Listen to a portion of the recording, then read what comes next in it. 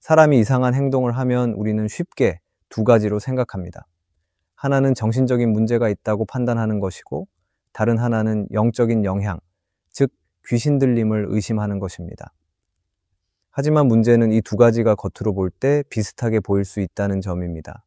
한 사람이 이상한 말을 하거나 감정을 통제하지 못하거나 때로는 폭력적인 행동을 하면 우리는 그것이 정신병인지 귀신 들림인지 헷갈릴 수밖에 없습니다. 그렇다면 우리는 어떻게 구분할 수 있을까요? 이것은 예수님 시대에도 중요한 문제였습니다. 예수님께서는 병든 자를 고치셨고 귀신을 쫓아내셨습니다. 그런데 흥미로운 점은 예수님께서 어떤 사람에게는 병을 치료해 주셨지만 어떤 사람에게는 귀신을 꾸짖으셨다는 것입니다. 이는 곧 귀신 들림과 정신병이 같지 않으며 분별이 필요하다는 것을 보여줍니다. 그럴 때 우리는 성경을 통해 귀신 들림과 정신병의 차이를 분명히 알고 어떻게 대응해야 할지 배워야 합니다. 성경이 우리에게 가르치는 분별력과 C.S. 루이스의 통찰을 통해 우리는 올바른 기준을 가지고 이 문제를 바라보는 시간을 가지려 합니다. 먼저 우리가 살펴볼 것은 성경이 말하는 귀신 들림의 특징입니다. 성경은 귀신 들린 사람들의 모습을 여러 차례 기록하고 있습니다. 이를 통해 귀신 들림의 몇 가지 공통적인 특징을 알 수 있습니다. 첫째, 귀신 들린 사람들은 자아의 통제력을 상실합니다. 예를 들어 마가복음 5장에 나오는 거라사인의 귀신 들린 사람은 옷도 입지 않고 무덤 사이에서 소리를 지르며 자기 몸을 치고 있었습니다. 그는 정상적인 의식과 판단력을 잃고 본능적으로 행동했습니다. 둘째, 귀신 들린 사람들은 초자연적인 힘을 발휘합니다. 거라사인의 귀신 들린 자는 쇠사슬을 끊어버릴 정도로 강한 힘을 가지고 있었습니다. 또한 사도행전 19장에서는 어떤 사람이 귀신에게 사로잡혀 7명을 상하게 하고 도망가게 만든 사건이 나옵니다. 이는 일반적인 정신병과 달리 인간의 한계를 넘어서는 힘이 나타날 수 있음을 의미합니다. 셋째, 귀신 들린 사람들은 영적인 실체에 대해 반응을 보입니다. 마가복음 1장에서 귀신 들린 사람이 예수님을 보자마자 나사렛 예수여, 우리가 당신과 무슨 상관이 있나이까? 라고 외치며 두려워했습니다. 또한 귀신 들린 사람들은 예수님을 알아보고 그 앞에서 벌벌 떨었습니다. 정신병 환자는 예수님을 알아보거나 예수님의 이름에 특별히 반응하지 않지만 귀신 들린 사람은 영적인 권위에 즉각적으로 반응합니다. 넷째, 귀신들은 예수님의 이름에 강하게 반응합니다. 사도행전 16장에서 점치는 귀신 들린 여종이 바울을 따라다니며 소리를 질렀는데 바울이 예수 그리스도의 이름으로 내게 명하노니 그에게서 나오라라고 명령하자 즉시 귀신이 떠나갔습니다. 정신병은 예수님의 이름을 듣는다고 해서 갑자기 변화되지 않지만 귀신 들림의 경우 예수님의 이름 앞에서 즉각적인 반응이 나타납니다. 이러한 특징들은 성경에서 반복적으로 나타나는 패턴입니다. 따라서 우리는 귀신 들림과 정신병을 분별할 때 이 기준을 참고할 수 있습니다. 하지만 여기서 끝나는 것이 아니라 성경이 말하는 정신병의 모습과 특징도 우리는 살펴보아야 합니다. 왜냐하면 귀신 들림과 정신병은 겉으로 비슷하게 보일 수 있지만 성경을 보면 정신적인 문제를 겪은 사람들이 귀신 들린 자들과는 다른 특징을 보였기 때문입니다. 정신병은 종종 스트레스, 상실, 극심한 피로 등과 관련이 있습니다. 성경에서 대표적인 사례가 엘리야입니다. 그는 갈멜산에서 바알의 선지자들과 대결하여 큰 승리를 거두었지만 이후 이세벨의 위협을 받고 극심한 두려움과 우울감에 빠졌습니다. 엘리야는 하나님께 자신의 생명을 거두어 달라고 하며 깊은 절망에 빠졌고 결국 지쳐 쓰러졌습니다. 하지만 하나님은 그에게 천사를 보내어 음식을 먹이고 충분한 쉼을 허락하셨습니다.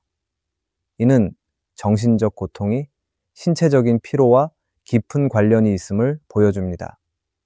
정신병은 귀신 들림과 달리 적절한 휴식과 치료, 상담 등을 통해 회복될 수 있습니다. 디모데전서 5장에서 바울은 디모데에게 이제부터는 물만 마시지 말고 내 위장과 자주 나는 병을 위하여 포도주를 조금씩 쓰라고 권면합니다. 바울은 디모데의 병을 귀신의 영향 때문이라고 하지 않고 신체적인 원인에서 찾으며 적절한 대처 방법을 제시했습니다. 귀신 들림은 일반적으로 우상 숭배나 심각한 영적 타락과 연관이 있는 반면 정신병은 신앙의 유무와 관계없이 누구에게나 나타날 수 있습니다. 욥은 하나님을 경외하는 사람이었지만 극심한 고난을 겪으며 깊은 절망과 우울감에 빠졌습니다. 욥은 내가 태에서 나오는 날에 죽었더라면, 존재하지 않았더라면 좋았을 것이라고 말하며 자살 충동에 가까운 심정을 표현했습니다. 이는 신실한 사람도 극심한 정신적 고통을 경험할 수 있음을 보여줍니다. 귀신 들린 사람은 예수님의 이름을 들으면 즉각적인 반응을 보이지만 정신병을 앓는 사람은 그렇지 않습니다. 성경에 나오는 많은 인물들이 정신적 고통을 겪었지만 그들이 예수님의 이름을 듣고 갑자기 돌변하는 일은 없었습니다. 오히려 그들은 시간이 지나면서 하나님의 위로를 통해 회복되거나 주변 사람들의 도움을 받으며 치유되었습니다. 정리하자면 정신병의 주요 특징은 감정적, 신체적 질환과 관련이 있고 외부의 영적 개입 없이도 치료될 수 있으며 믿음과 관계없이 누구에게나 나타날 수 있으며 예수님의 이름에 특별한 반응을 보이지 않는다는 것입니다. 귀신 들림과 정신병의 가장 큰 차이는 영적 실체에 대한 반응과 회복의 방식입니다. 귀신 들린 사람은 예수님의 이름 앞에서 즉각적인 반응을 보이며 영적 대결을 통해 회복됩니다. 반면 정신병을 앓는 사람은 충분한 쉼과 돌봄, 상담과 치료를 통해 서서히 회복됩니다. 그렇기에 우리는 귀신 들림과 정신병을 혼동하지 않고 각각에 맞는 방식으로 접근해야 합니다. 귀신 들림과 정신병을 구분하는 것은 단순한 이론이 아니라 실제적인 문제입니다. 어떤 사람은 영적인 공격을 받고 있으며 어떤 사람은 심리적 고통 속에 있습니다. 우리는 성경을 통해 이를 분별하고 각각에 맞는 대응을 해야 합니다. C.S. 루이스는 스크루테이프의 편지에서 이렇게 말합니다. 사탄이 가장 원하는 것은 인간이 그의 존재를 믿지 않거나 과도하게 관심을 가지는 것이다. 우리는 이 두 극단을 경계해야 합니다. 귀신 들림과 정신병을 혼동하지 않고 성경적 진리 위에서 균형 잡힌 시각을 가져야 합니다. 무엇보다 예수 그리스도 안에서 모든 문제의 궁극적인 해결책을 찾아야 합니다. 귀신 들림과 정신병은 외형적으로 비슷하게 보일 수 있지만 그 본질과 해결 방법은 다릅니다.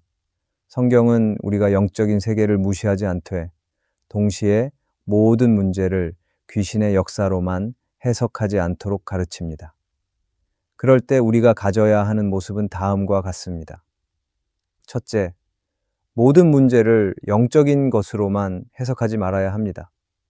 어떤 사람들은 모든 이상 행동을 귀신의 영향으로 단정짓고 적절한 치료나 상담을 배제합니다. 그러나 성경을 보면 하나님은 병든 자를 위해 약을 사용하게 하시고 엘리야가 극심한 우울증에 빠졌을 때 충분한 휴식과 음식을 공급하셨습니다. 우리는 정신적인 어려움을 겪는 사람이 있다면 먼저 의학적 심리적 원인을 고려해야 합니다. 교회는 상담과 치료를 병행하며 그들에게 정죄가 아닌 사랑과 돌봄을 제공해야 합니다. 기도와 말씀을 통해 회복을 돕되 필요하다면 전문가의 도움을 받도록 권해야 합니다. 둘째, 영적인 실제를 부정하지 말아야 합니다. C.S. 루이스는 스크루테이프의 편지에서 사탄이 원하는 것은 인간이 그의 존재를 믿지 않도록 만드는 것이라고 말했습니다. 현대 사회는 귀신 들림을 미신이나 비과학적인 현상으로 치부하려는 경향이 있습니다. 그러나 성경은 귀신 들림이 실제로 존재하며 예수님과 사도들이 귀신을 쫓아내셨음을 분명히 기록하고 있습니다. 우리는 영적 문제인지 정신적 문제인지 분별할 수 있도록 기도하며 지혜를 구해야 합니다. 예수 그리스도의 이름으로 귀신을 대적하고 영적 권위를 행사해야 할 때를 놓치지 말아야 합니다. 개인적으로나 공동체적으로 영적인 건강을 유지하기 위해 말씀과 기도로 무장해야 합니다. 셋째, 균형 잡힌 시각을 가져야 합니다. 귀신 들림과 정신병을 혼동하면 고통받는 사람들에게 잘못된 도움을 줄 수 있습니다. 어떤 사람은 귀신을 쫓아야 회복되지만 어떤 사람은 충분한 쉼과 상담이 필요합니다. 그럴 때 우리는 성경적인 분별력과 균형 잡힌 시각을 가져야 합니다. 그리고 이것이 영적인 문제인지 심리적인 문제인지 신중하게 판단해야 합니다. 교회는 기도와 말씀의 능력을 의지하면서도 필요할 때는 상담과 의학적 도움을 병행해야 합니다. 무엇보다 고통받는 사람들에게 사랑과 인내로 다가가야 합니다. 결국 중요한 것은 그 사람이 온전히 회복되는 것입니다. 예수님께서는 귀신 들린 자를 자유케 하셨고 정신적으로 고통받는 자들에게는 위로와 쉼을 주셨습니다. 오늘날 교회는 이 문제를 균형 있게 다루어야 합니다. 어떤 사람에게는 영적인 대적이 필요하고 어떤 사람에게는 사랑과 상담이 필요합니다. 우리는 성경적인 기준을 가지고 예수님처럼 사랑과 지혜로 대응해야 합니다. 하나님께 지혜를 구하며 우리의 가정과 교회 안에서 이 문제를 바르게 분별하고 올바르게 대응하는 삶을 살아가야 합니다. 오늘 우리 안에 귀신 들림과 정신병을 올바로 구분할 수 있는 지혜와 지식이 있기를 바랍니다. 오늘의 말씀이 은혜가 되셨다면 댓글에 아멘이라고 적어주시면 감사하겠습니다. 여러분들이 남겨주시는 댓글은 정말 큰 힘이 됩니다. 그리고 여러분들이 눌러주시는 좋아요와 구독도 큰 힘이 됩니다. 오늘도 함께 해주셔서 감사합니다.